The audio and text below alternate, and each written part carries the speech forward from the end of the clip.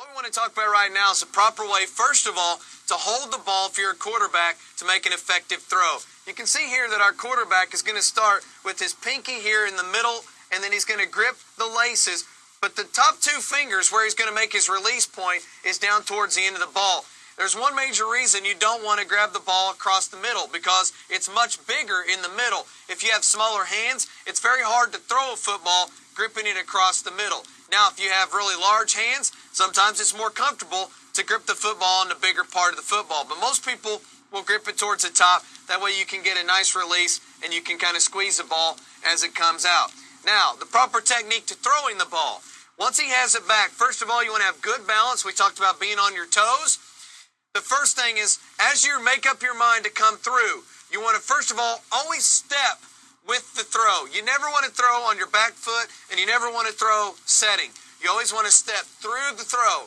So, first thing, he's going to step. Second thing, you see his elbow release as he comes through. That's going to give you velocity coming through. That's going to clear anybody if they're close, and it's going to help you to stay balanced as you come on through. Then as you finish the throw, he's going to come on through just like a karate chop, and he's going to release it, all his fingers at one time. The index finger is going to release at the end, and you're going to pop the ball on through and come on down with your follow-through. You never want to leave the ball up, or you're going to hang it high. So you always want to follow through. So it's going to look a little bit like this.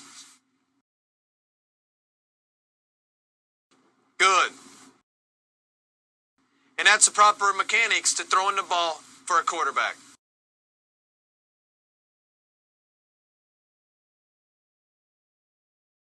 So this first drill that we always do with our quarterbacks is we have them come up to the line of scrimmage like they're going to take a snap, and we want them to work in the three-step drop. When you take a three-step drop, you want to take long steps, and you want to cross your feet as you go back.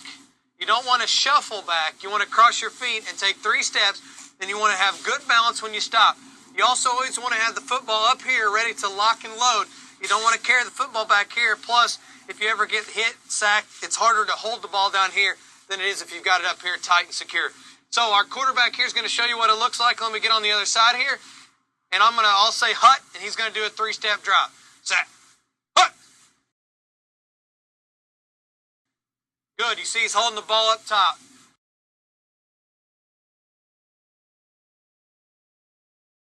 Now, the next thing that we do after that is we want our quarterbacks, when they drop back, to keep their feet always moving.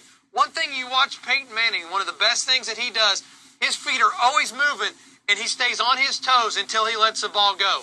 So what we want Blake to do here is to drop back in his stance, and we want him to keep his feet moving and survey the field, looking from right to left. You never lock on a receiver and stare him down.